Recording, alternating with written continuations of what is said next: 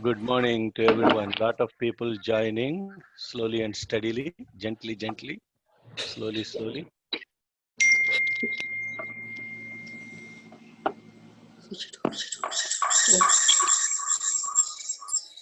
Okay, brother, you can mute everyone, please, except me.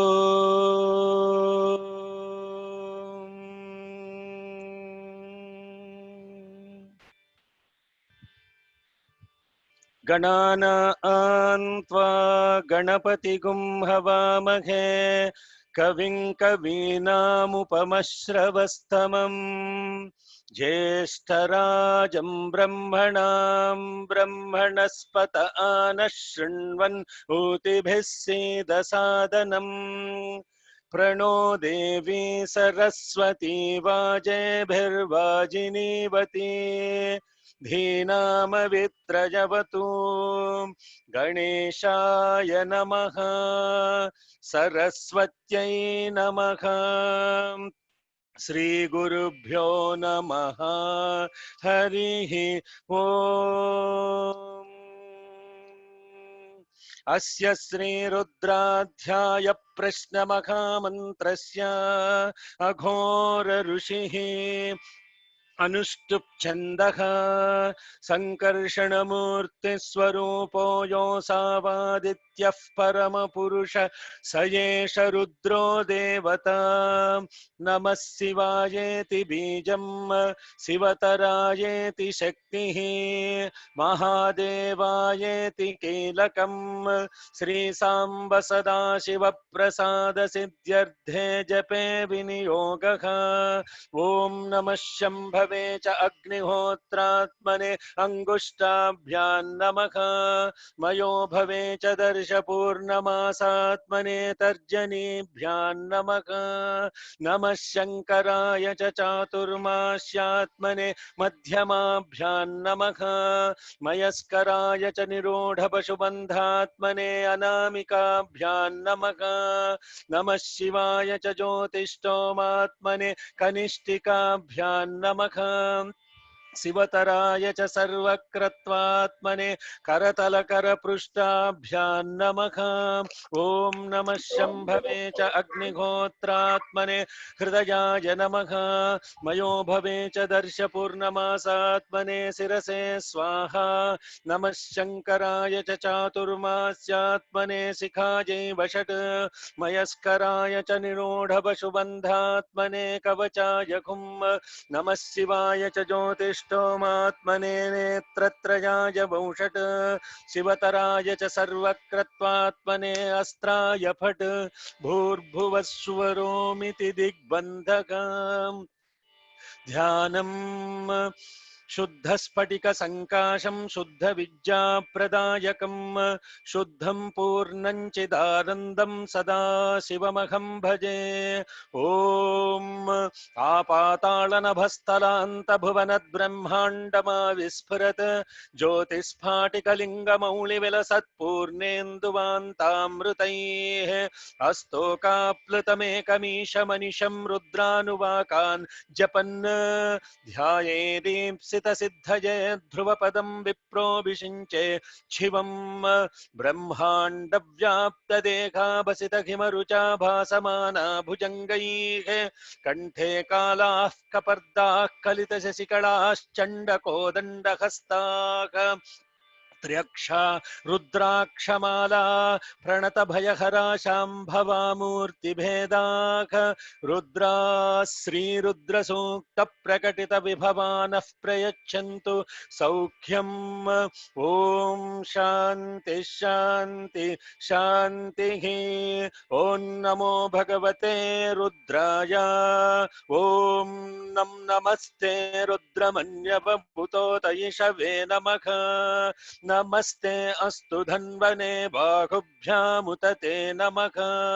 या तयिषु शिवतमा शिवं बभूवते धनुः शिवा शरव्या या तव तया नो रुद्रमृडया या ते रुद्र शिवा तनूरघोरा पापकाशिनी तया नस्तनुभाषन्तमया गिरिशन्ताभिचाकसीके यामि शृङ्गिरिशन्तहस्ते बिभर्ष्यस्तवे शिवाङ्गिरित्रतां कुरु माहि गुंसि पुरुषं जगत् शिवेन वचसा त्वा गिरिशाच्छावदामसि यथा नः सर्वमि जगदयक्ष्मगुं सुमना असत् अध्यवोचदधिवक्ता प्रथमो दैव्योऽभिषक् अहीगश्च सर्वान् जम्भयन् सर्वाश्च यातु धान्यः असौ यस्ताम्रो अरुणवुत बभ्रु सुमङ्गलः ये क्षेमागुं रुद्रा अभितो दिक्षु श्रिताः सहस्रशो वैशागुं हेडयीमगे असौ यो वसर्पति नीलग्रीवो विलोहितः उतैनं गोपादृशन्नदृशन्नुत हाद्यः उतैनं विश्वाभूतानि सदृष्टो मृडयाति नः नमो अस्तु नीलग्रीवाय सहस्राक्षाय मीडुषे अथो ये अस्य सत्त्वानो हन्तेभ्यो करन्नमः प्रमुञ्च धन्वनस्त्वमुभयोरात्नि योर्ज्याम् याश्च ते हस्तयिषव पराता भगवो वपाम् अवतत्य धनुस्त्वगुं सहस्राक्षशते शुधे निशीर्य शल्यानां मुखा शिवो नः सुमना भव विजन्धनः कपर्दिनो विशल्यो बाणवागुम्भुता अनेशन्नस्येषव आभुरस्य निषङ्गधिगी या ते हेतिर्मीडुस्तमहस्ते बभूवते धनुः तयास्मान् विश्वतस्त्वमयक्ष्मजा परिभुजा नमस्ते अस्त्वायुधायानातताय धृष्णवे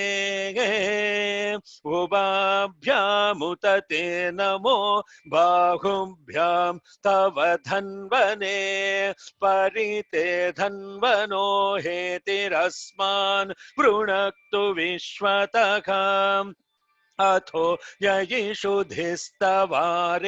अस्मन्निधेहि तं शम्भवे नमः नमस्ते अस्तु भगवन् विश्वेश्वराय महादेवाय त्रयंबकाय त्रिपुरान्तकाय त्रिकाग्निकालाय कालाग्नि रुद्राय नीलकण्ठाय मृत्युञ्जयाय सर्वेश्वराय सदाशिवाय श्रीमन्महादेवाय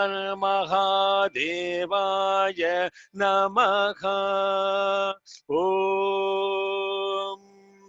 शान्ति शान्ति शान्तिः। ॐ सहना भवतु Sahanau bhunaktu sahavīryaṁkaravāvahai tejashvinavadhitamastu ma vidvishavahai. Om Shanti Shanti Shanti. Let us all be together. Let us all be nourished together. Let us all work together with great vigor. May our studies shine and illumine our intellects. May we not hate each other. Let there be peace, peace, and peace.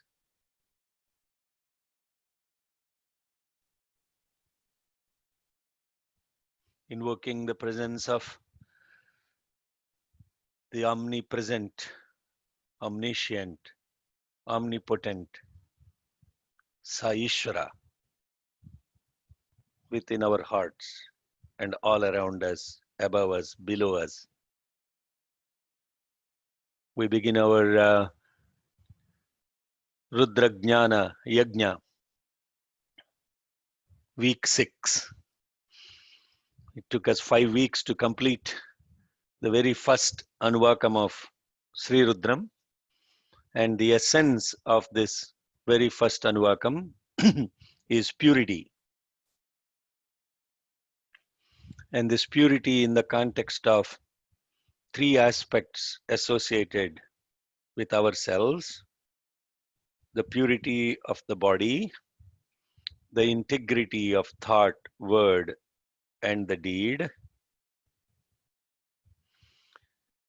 the clarity that is achieved because of going above or observing or being aware of all the emotions, and then the stillness of the being. This is the essence of the very first Anuvakam. And one of my sisters posted last week while we were studying this context of what a thought is and what we need to do in the context of being aware of that thought. She wrote very beautifully, theoretically, that makes absolute sense. And then, yes, that is the problem we have. We want to grab everything only through sense. But this spirituality is nonsense. How do we understand that word nonsense is? One that doesn't make sense. And then last week when we were discussing this, so how do we at least try to make sense out of these things? And that is where the ritual comes in. The point of this 3 beautiful Sanskrit words is achara, upachara, vichara. 3 different charas. Achara is practice. Achara. Upachara is service. Vichara is enquiry. I'll repeat those 3 things. Because at the end of the day, we as the human exist at these 3 kinds of aspects where we are the body, we are also thinking we are the mind, and then we are the being, right? So in the context of application of this to make sense is to engage in 3 different aspects of our life. One is achara, which is practice. Practice what we have learned, and that is the Pete Sampras example that I used. Practice, continuous practice, and that is also called sadhana in Sanskritam. Then there is the second thing called upachara, service. Service to who is the next question I know that would be asked. service to one's own self and to every other being around as the self. And then the last one is vichara, inquiry. When you engage in practice, it's the body, the achara. When you engage in service, it is the mind and the senses. And when it is the context of vichara, the inquiry, that is beyond the mind. Therefore, Bhagavan Satyasai Baba declared this in very simple 3 lines. That is the essence of achara, upachara, vichara. Bend the body, bend the body, mend the senses, end the mind. Bend the body, that is practice, achara. Mend the senses, that is upachara, worship, taking the senses inside. And then the last one, vichara, end the mind. This is what, in a sense, is what this beautiful, very first Anuvakam is very beautifully elaborating. And in fact, if we just understood this Anuvakam, we have done it. The rest of it is really the context of elaboration of what we have already studied. And now, in the context of what we have studied, I don't know if you're seeing my screen, I assume you do. And this is what we have. Let me just swap my screen here. Okay. And what we have studied is that exactly that, the source and the reflection. Now you see there is the perfection of the reflection of the source. And then what is the context of the body, the mind, and the being? The practice makes it pure. And the clarity comes from going beyond emotions, and then the stillness. And we discussed this, that, and then we went through this prayer of Vishweshwaraya, Mahadevaya. Some people have sent their outstanding, beautiful homework. Thank you for that. And Glenn Sarasoli also beautifully sent some pictures. Thank you for that. And then in order for us to be connected to this, we talked about the spirit and the ritual that makes it the spiritual. And therefore, the first Anuvakam really brings together achara, upachara, vichara.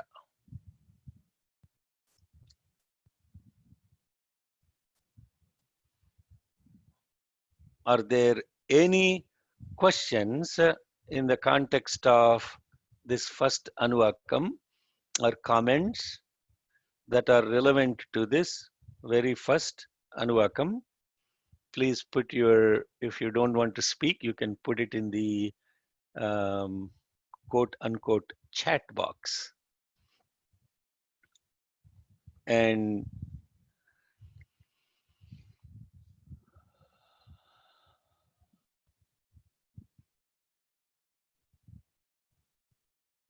so what happens when the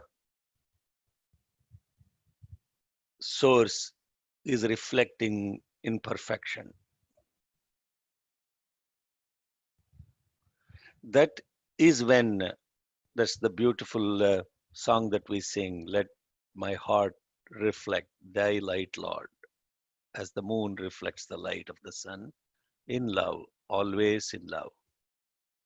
This chitta shuddhi, or the purity and the clarity and the stillness, will therefore catch this beautiful effulgence of the sun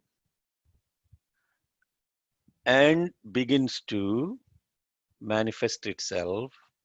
And of course, the context of practice is to constantly clean the mirror, constantly cleaning the mirror.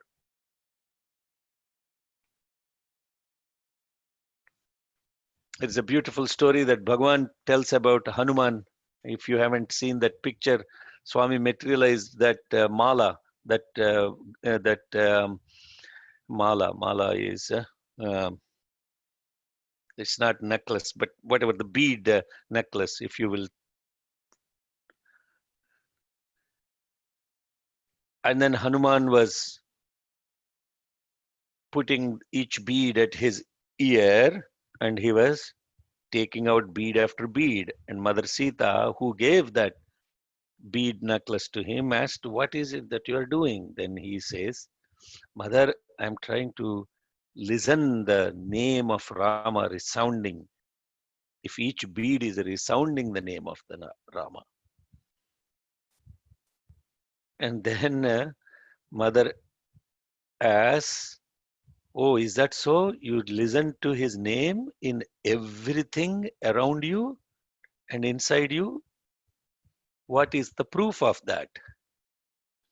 And then Hanuman takes a hair follicle from his shoulder, puts at the ear of Mother Sita, and then it starts saying Ram, Ram, Ram, Ram, Ram.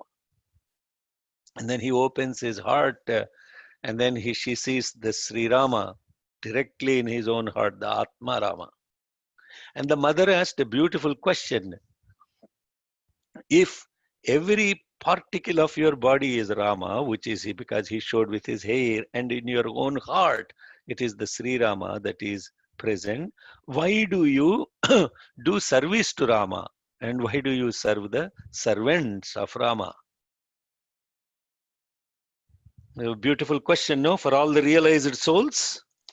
If I am a realized soul, why should I do worship? If I am a realized soul, why should I do service? I am everything. I am God. I am no other than God. All of this stuff. Why do we need to engage in all of this stuff? And you are all wondering what is this to do with the second Anuvakam or whatever we are going to study. And the context of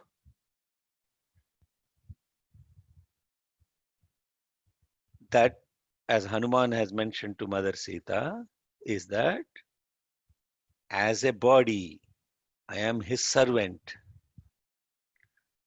As the mind, I am his reflection. As the being, I am him.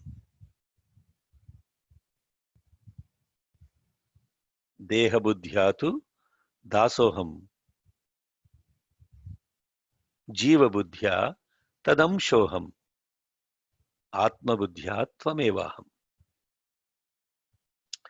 And hence the context of this achara, practice, or ritual, upachara, the worship for the senses, and then the vichara, the inquiry, keeps the constant presence, what we call as sat sang.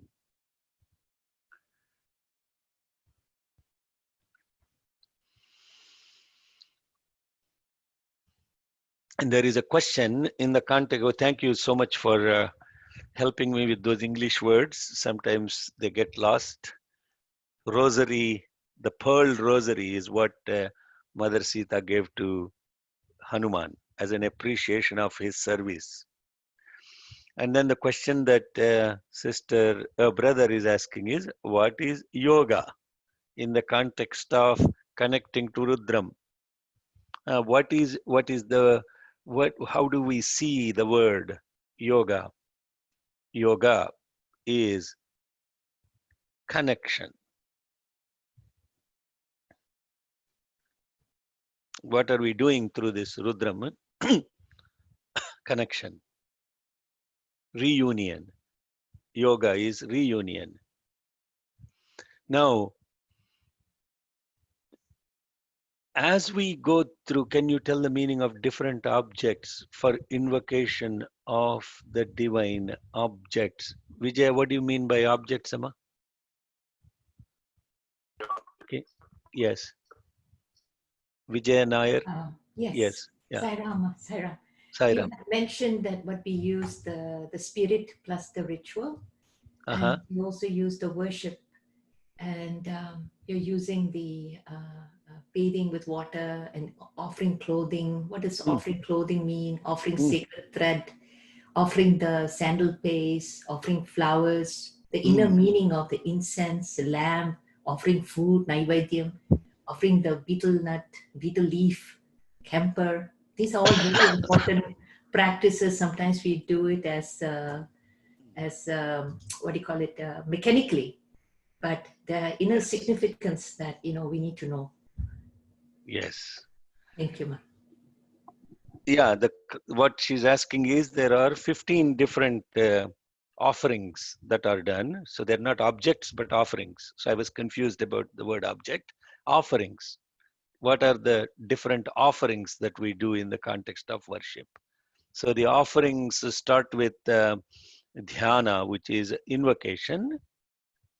Dhyana is meditation, and avahana is presence, invocation. Then there is an offering of the seat. Then there is dhyana is to begin with. Dhyana is not counted. Dhyana is coming your presence together. Then there is a avahana, which is invocation, invitation. Avahana is invitation. Third is offering water for washing the feet, offering the water for washing the hands, offering the water for taking inside. Then there is bathing. Then there is clothing. Then there is offering this yajnopavitam. Then there is offering the sandalwood. Then there is offering the flower, then there is offering the incense, then there is offering of the lamp, then there is offering of food or naivedyam, then there is offering of what is called tambulam, the betel leaves part of it, and then there is offering of the harati, the camphor, the as a lamp. These are the 15. How many ruks are there in the first Anuvaka? 15. 15. And each of those are linked to those.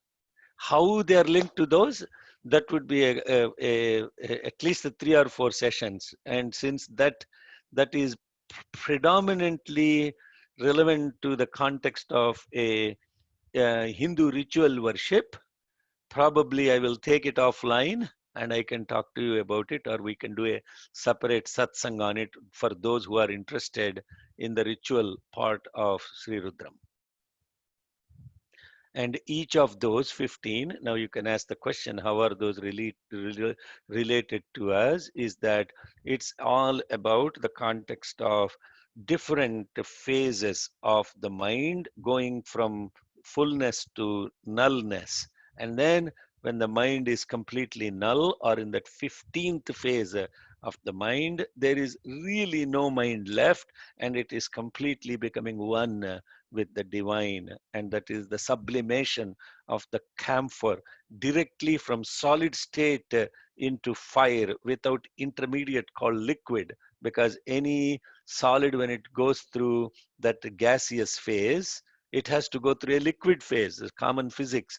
But in the principle of the human to the divine, it's directly from the human to the divine, from the body mind being completely into the divine. That is the context of that offerings.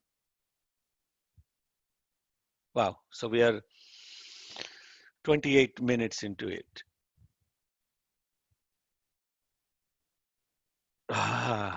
Okay. Yes. Then felt like, what next? Yeah, that is now the sister Lakshmi is now becoming impatient. We're done here. Come on. The source reflection, it's all done. What's the rest? There's only one Anuvakam and there are 10 more left. What do we need to do next? Yeah, that is the question. Now we go to the context of purity is done. That means you are seeing, or you are present to this beautiful divine effulgence within you. But then you open your eyes. What do you see? Oh my God, I'm seeing all those trees. I'm seeing all those flowers. I'm seeing all those people around me. I'm seeing all those animals. I'm seeing all those kinds of different objects around me. What is that to do with this source? Yeah. What is that to do with this source? This source is within me now. I am done. No, you are not. Because there is a state of going inside, and when you open the eyes, you see everything around you. So what is all of this stuff around me to do with this source? Yeah. How am I connected to all of that stuff? That's the most important question in life. Because what we are dealing with 99.99% of our time is to dealing with what is around us, no?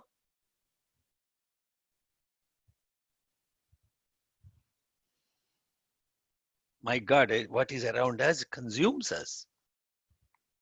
What is around us is the one that is, we are not connected to the source for what is around us. Even when we are connected for a few seconds in a day with what is inside us,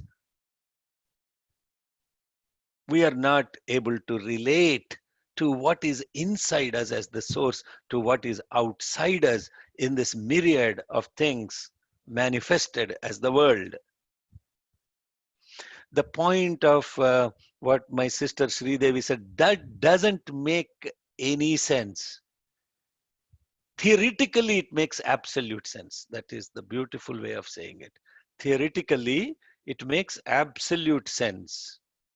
Practically, it doesn't make any sense. That is because sense in the context of absoluteness doesn't make sense. I'm picking on what she said because this is a very important point of connection that we need to be making.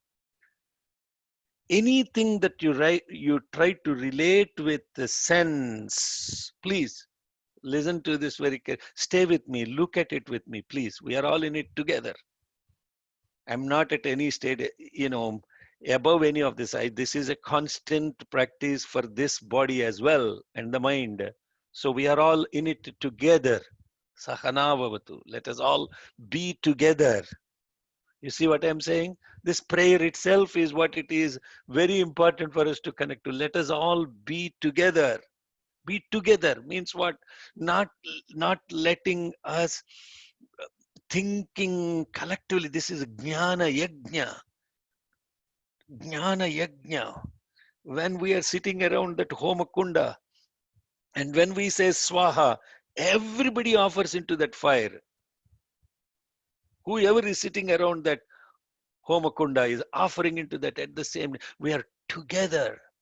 We are seeing it together. We are thinking it together. We are working on it together. And if you don't have the togetherness and you are thinking this is something where I'm just going to, listen to Shekharji, sounds great. And after that, I'm not going to worry about my homework. I'm not going to worry about, then you lost the point. You are not in it together. We are not in it together. So let us all be actually together. Look at this. How do we make sense out of this? How do we make sense out of this source that is within me is the same source that is present around me? And how do I not only see it, but how do I actually put it to practice as achara? How do I actually connect to what is around me as upachara, as a ritual, as a practice in the context of day-to-day living? And then how do I connect to it in the context of an inquiry as a vichara? That is the beauty of the rest of the Rudram. So only 1/11th, 10% of what we studied, less than 10% of what we have studied so far is Sri Rudram. No, it's only 1 out of 11 Anuvakas. So then the real practice starts. If I am concerned with the source, why do I still feel powerless? For example, I cannot move the wind blowing the trees and plants around me. I have no control on my own breath, which can stop at any point beyond my control. So what is the meaning that I am the source? Ah,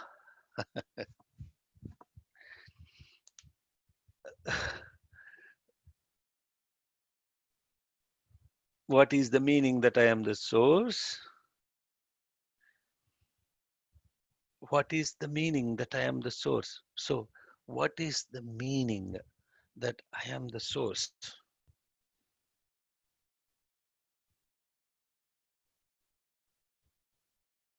What is the meaning that I am the source?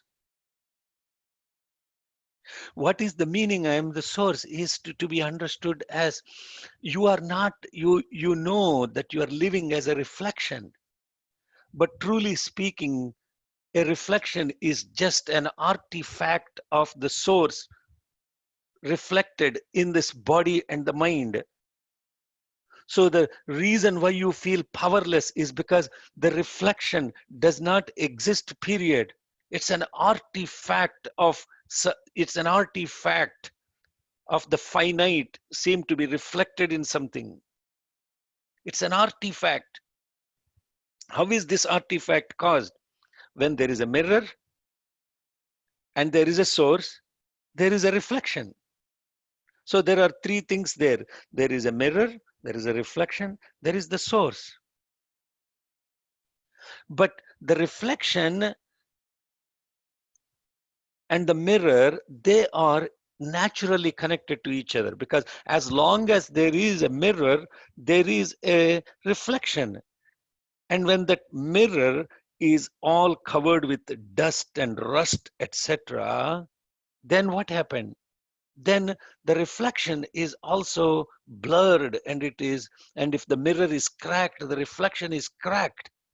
So the relationship between how the mirror is how the reflection is. That means the state of the mirror is the state of the reflection. But do you know you are present even without a mirror? Of course you are. Do you need to constantly have a mirror to remind you that you are present? And carry this mirror with you all the time? Oh, let me check if I am present, like this. Sorry for all the ladies, my sisters, forgive me. Carrying a mirror in their bag, they have to take it out and look at themselves once in a while, how they are present. But do we need to carry a mirror to know that we are present? So as long as you're trying to understand the meaning of this as the reflection, you lost it. That's what I'm trying to say. We walk around, we behave, we are indulged in this reflection mode. Now we are trying to go beyond that. But point is, your antakaranas, your mirror is this antakaranas, the mind, the intellect, the conscience or the chitta, and your ego, the doer. Those four, which is in fact the same, is the mirror. Then if you have a glass and that glass doesn't have that background, whatever that makes the reflection stay, then what happens? This source goes straight through that. No, there is no more any reflection. Then what happened? This media is irrelevant because it's not covered with some background in the back. Straight goes through. And that is what is called sphatika, crystal. Crystal. Shuddha Spatika Sankasham. Then what happened? Shuddha Vidya Pradayakam. Sorry, I'm not gotten into the second Anuvakam yet, because there are some beautiful questions. Because we need to pause here, because most of the time this pause of first Anuvakam is very critical before we engage together in the other ones. So the context of that question is, do not not try to understand the meaning of the source as reflection. Because it doesn't, theoretically it makes absolute sense, but then it doesn't make any sense. Sri Devi is a very beautiful thing that you said, which is now part of absolute sense, is what I'm really focusing on. I hope Sri Devi is listening to this. Theoretically, it makes absolute sense. Sairam, I'm reminded of these stages. Ekarupa Ishvara, Anekarupa, Vishwarupa, Arupa. Ishvara in form of people, nature, things we interact with. Okay, thank you for that comment, brother.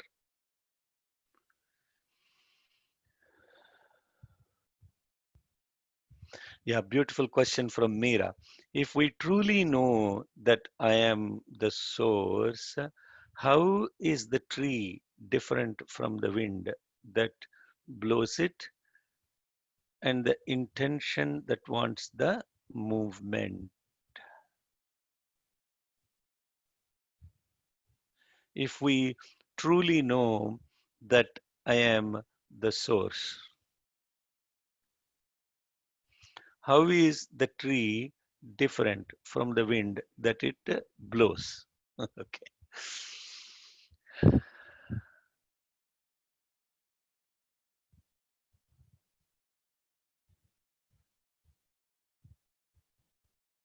Yeah.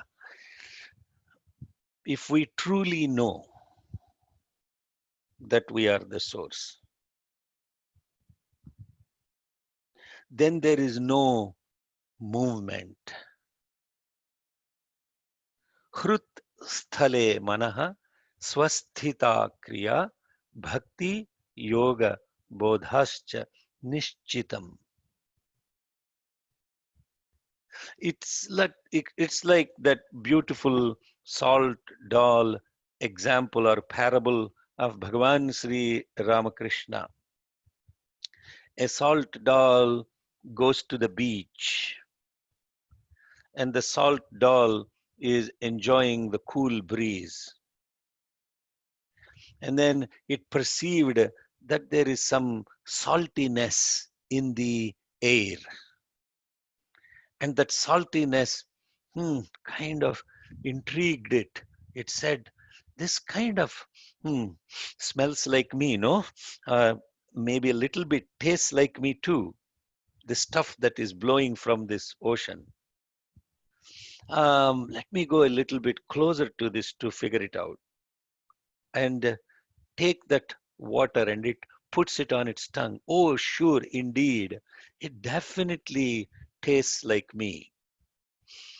Oh, then it seems to be much bigger than me, no? I need to somehow figure this out. And then it jumps into the ocean to know how it is truly related to this infinite, beautiful thing in front of it. And then what happened to it? If we truly know we are the source, then what happened? If we truly know we are the source, what happened?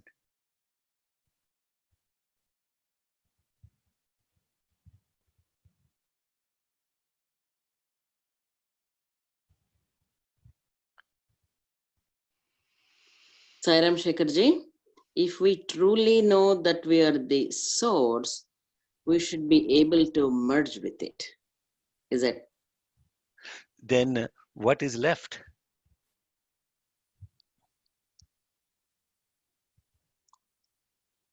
Everything is one. Finally, we come to that conclusion that we are not separate from the infinite source, and we are one with that And source. then is there any knowing?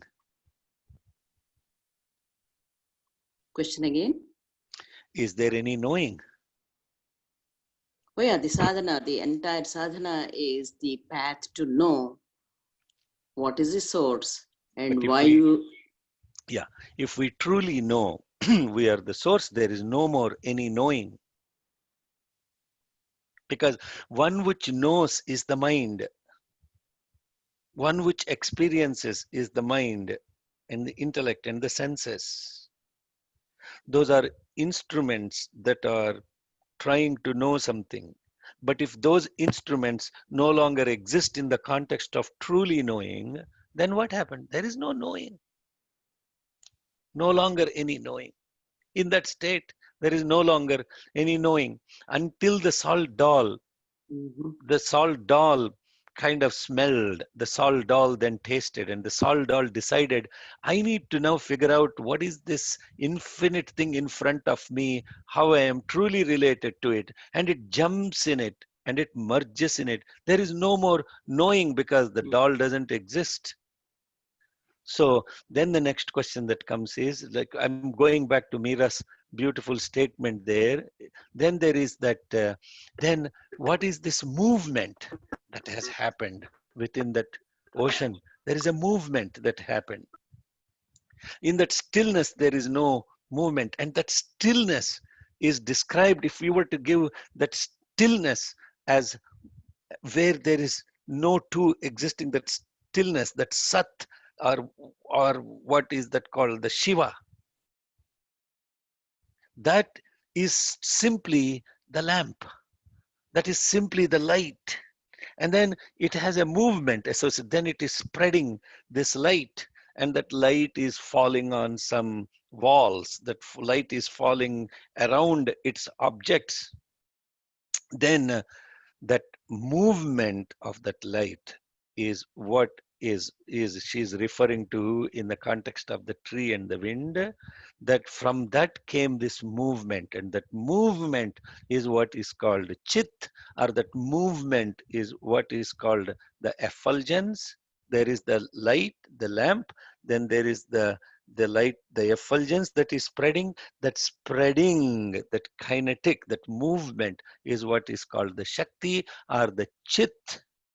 And then on which it has fallen around all these objects that are illumined is now what we are seeing as creation.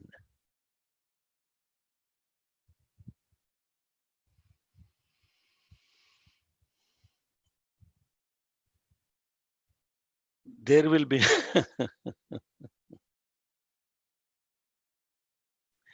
there is no tree, there is no wind is not true. Yes, there is an ocean. Yes, the ocean has movement, and the movement that is happening from the ocean that is hitting the peripheries of the beach, yes, those are coming as waves. All of this is happening. There is no denial of the world around us. There is no denial. You can't deny that there is world exist. Yes, there is this table. Yes, there is this body. Yes, there is all of these objects around. You can't deny them. You can't say there is no tree, there is no wind. No, no, there is a tree, there is wind, there is an ocean, there is a wave. That is the beauty of now what we are getting into with Sri Rudram.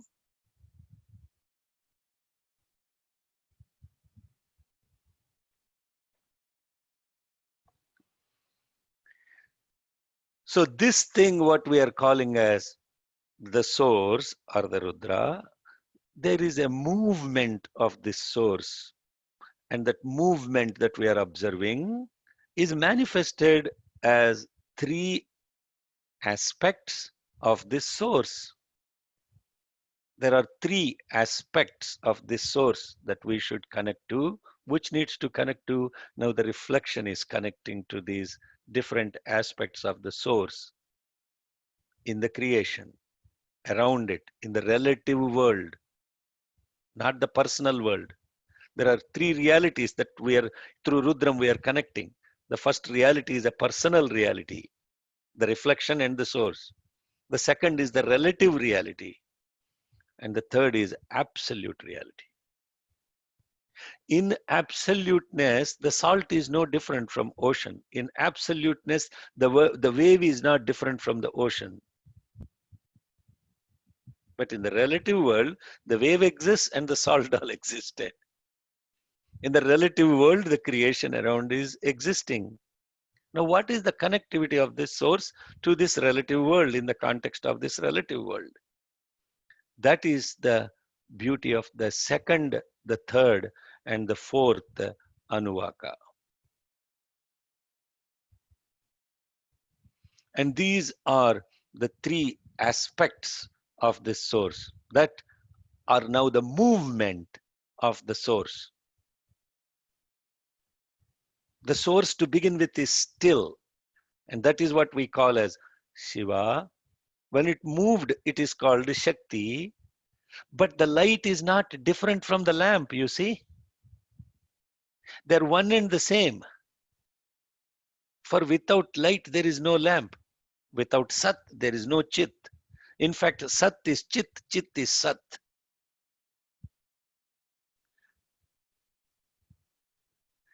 Sattva bhavita chitva vetara sattaya hi chit chittaya hi aham.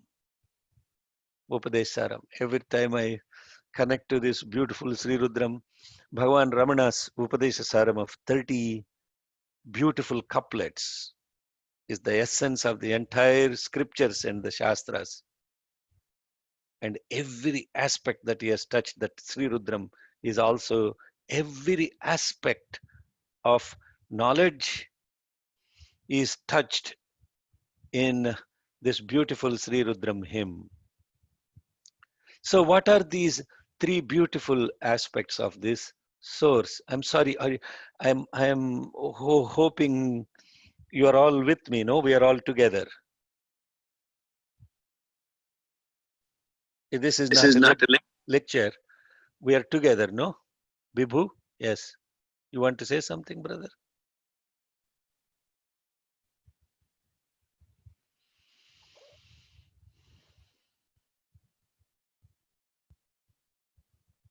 Okay, beautiful.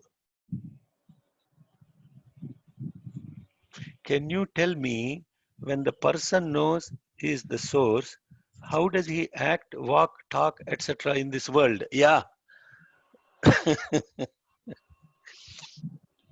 It's a very nice question. What is that thing that you're talking about? Once I know the source, then what happens? Yeah, this is the question. Actually, I was blessed to be very beautiful satsang of His Holiness Dalai Lama in Stanford once, and I had a personal interaction of 5 minutes with him, and I asked him the question. So, Lama, Your Holiness, what happens after enlightenment? And then he said, very simply, which stuck with me forever: before enlightenment, it is chopping the wood and carrying the water. After enlightenment, it is chopping the wood, carrying the water. It is chopping the wood, carrying the water. This is what happens after enlightenment. Before enlightenment, chopping the wood, carrying the water. After enlightenment, chopping the wood, carrying the water. That's what happens, Kusma. Nothing changes. But what changed? Each person has to ask that question. There is nothing called describe now. There is nothing called describing. It will be the 100% guarantee. It will be the same wife, same children, same boss, same world. Nothing changed. But what is changed is not outside. What is changed is completely inside. What changed? The attitude, the aptitude, and the awareness. Those are the ones that are different from the one who has now known themselves. Now you are saying, okay, good mimic. Yes. Without a carrier. Uh, yeah. What is yes. Now, who is the carrier? Now, you see, I'm sorry, I'm trying I'm not trying to make this so philosophical, esoteric that you are all thinking, oh my God, this beautiful Sri Rudram to which I'm always connected as some kind of a beautiful hymn. Once I chant, I am like, attained this esoteric, elevated level that I'm having all these beautiful energies, visions, and this, what is that related to all of these things? Yeah, now that is the vision that we are trying to get to with this. The three aspects of the source that is happening around us in the relative world. What happens once this reflection that has woken up to see it inside now opens the eyes? There are three things that are these aspects. One is omnipresence. Second is omniscience. Third is omnipotence.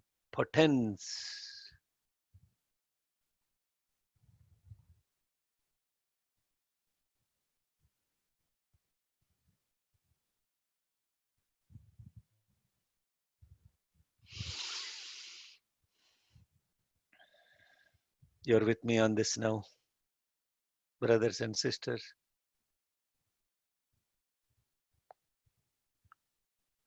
The three aspects of this source in the relative world that we will be connecting to in the next three anuvakas are the next three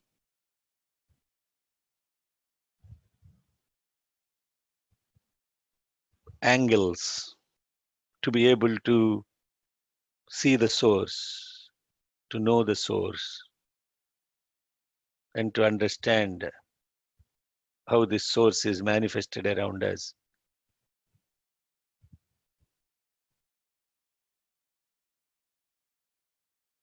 Omnipresence, omniscience, omnipotence.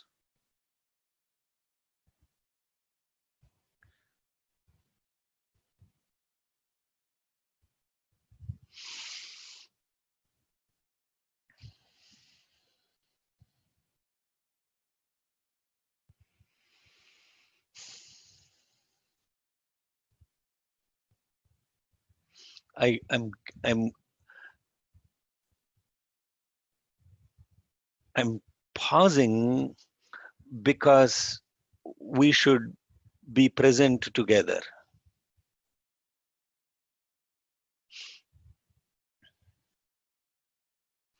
Yeah. Now, there are so many words, so many theories, so many doctrines, so many dogmas, so many experiences that we have been bombarded with, and all of a sudden what the mind wants to do is to correlate, to concord, to justify all those things right at this moment. The first thing you have to do is let that baggage be emptied. Empty that baggage. Empty every concept, every dogma, everything you are bombarded with, and trying to now justify, correlate, all of that stuff. When you try to do that, you lost the presence.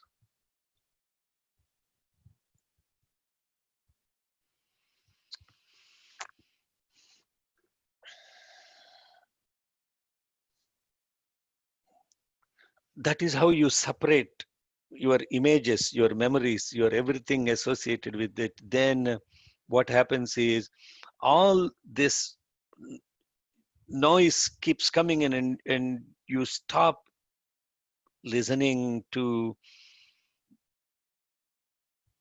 you stop being aware.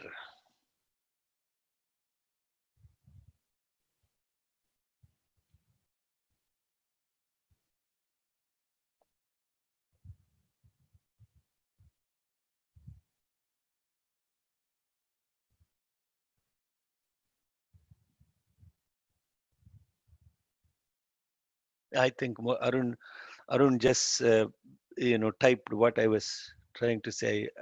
It seems like our insistence to perceive unity through our thought might maybe like trying to insist on perceiving. Yes, we that is what we are calling it. Theoretically, it makes absolute sense. Sridevi, you should write this down and frame it.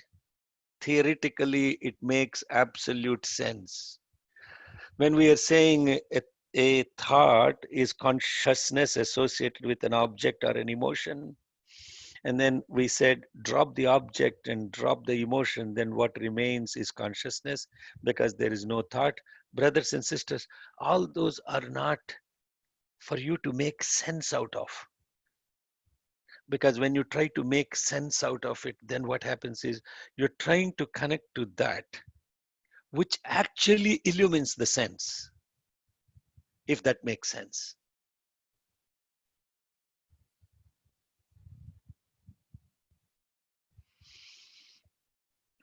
Omniscience,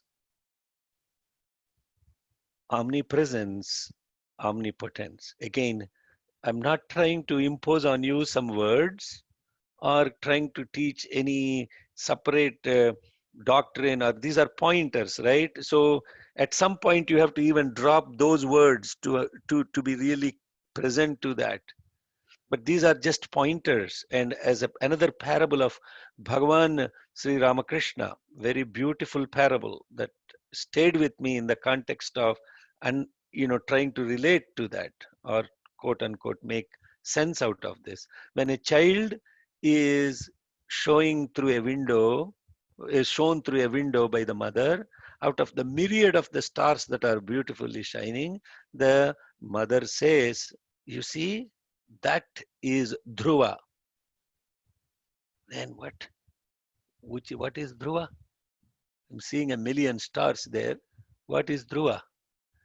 Hey, please show me the Dhruva properly, mother. I say, okay, son, you see this window of ours? And you see this window has 4 quadrants. And in this, top left quadrant, you see the tree, right? Our tree, the mango tree. Ah, yes, yes, I see the quadrant. I see the tree.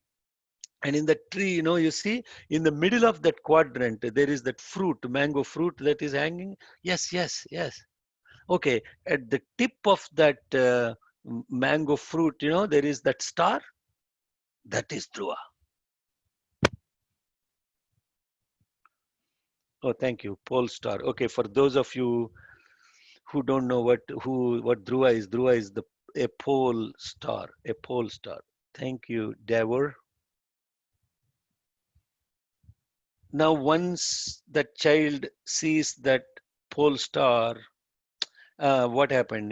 There is no more quadrant, there is no more mango tree, there is no mango fruit, and everything, boom, it just connected straight to that. So all these words, even that I am using, are only that kind of framing, so that there is focus and there is connectivity. But in reality, all those names and all those things are to be dropped, to be truly present. Yes. Now, 2 minutes over. 2 minutes over. We are 2 minutes over. I haven't. So, this 3 things that we are now trying to see around us in the creation.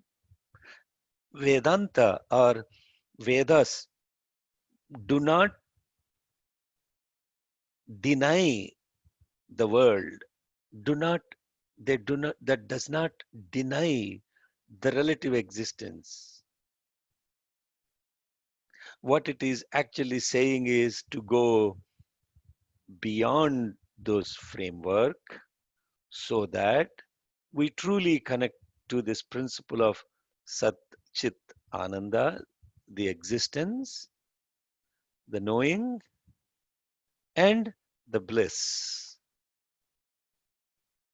that are manifested as Nama, the name, Rupa, the form.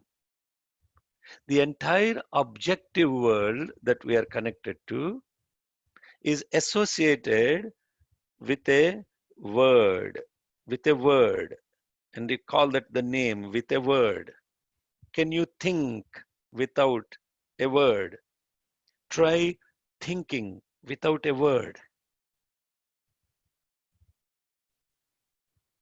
My sister Sridevi Devraj, theoretically that makes absolute sense. Try thinking without a word.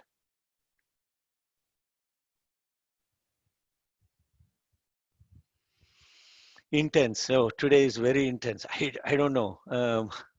I hope I hope you are all with me in this, and then you contemplate on this. Let's not rush through. I can jump in and say Namo Hiranyabahave Senanye Dishancha Pataye Namo Namo Vrukshebhyo Harikeshebhya Pashunam Pataye Namo Namasaspinjaraya Tvishimate Patinam Pataye Namo Namo Babhlushaya व्याधिनेन्नानां पतये नमो नमो हरिकेशायोपवीतिने पुष्टानां पतये नमो नमो भवस्य हेत्यै जगतां पतये नमो नमो रुद्राय तथा विने क्षेत्राणां पतये नमो नमः सूताय हन्त्याय वनानां पतये नमो नमः.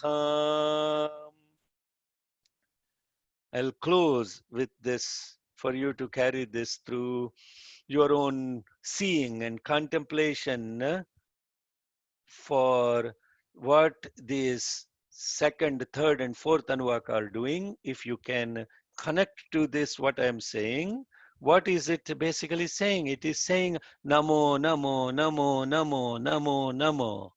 Two namas, two namahas. A namaha in the beginning, a namaha in the end. And most of the time there is a pataye right before that. Pataye, pataye. Namo Hiranyabhagave Senanye Dishancha Pataye Namo. Actually, when you do the mantra, it is Namaha Namaha. Namo Hiranyabhagave Senanye Dishancha Pataye Namaha. Namo Namaha. First Nama salutation, last salutation. Two salutations are spanning in between this, what we call as yajus. These single liners are called yajus. And this yajus has a namo, namaha. And right before that namaha, there is pataye. Pata means, pati means Lord. Why two? So the first Namo is referring to what you see outside. The second is what you see inside. Connecting to this now? If I rushed through all of this and just went into that, oh man, you would be like thinking that doesn't make sense. Now we're talking relative world. In relative world, I am there and everything around me is there. Everything around me, salutations. Everything inside me, salutation. How they are connected through these principles of omnipresence, omniscience, omnipotence. That would be what we will be studying from tomorrow onwards. Hopefully, with Bhagavan's grace, I will be able to create to that. Yeah, you can put whatever principles you have been bombarded with. You can call it Jivatma, Paramatma, this Atma, Anatma, every Atma, Vishwatma, Virupatma, Vishwatejatma, any principle that works for you, fine. Connect through your own thing. But what is important is connect. समस्तलोकाः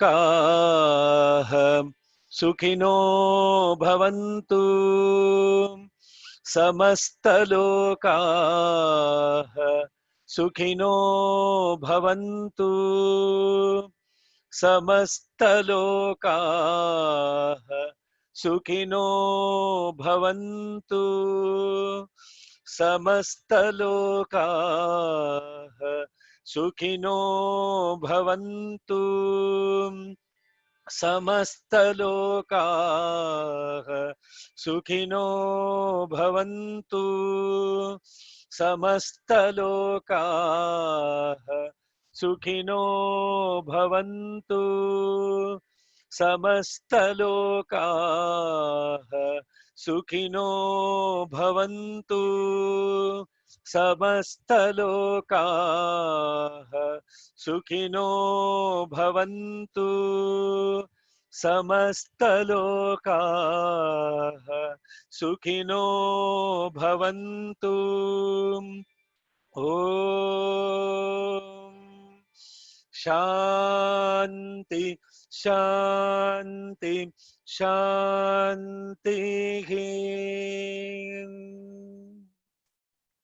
जय Sai Ram. Jai Sai Ram. Sai Ram.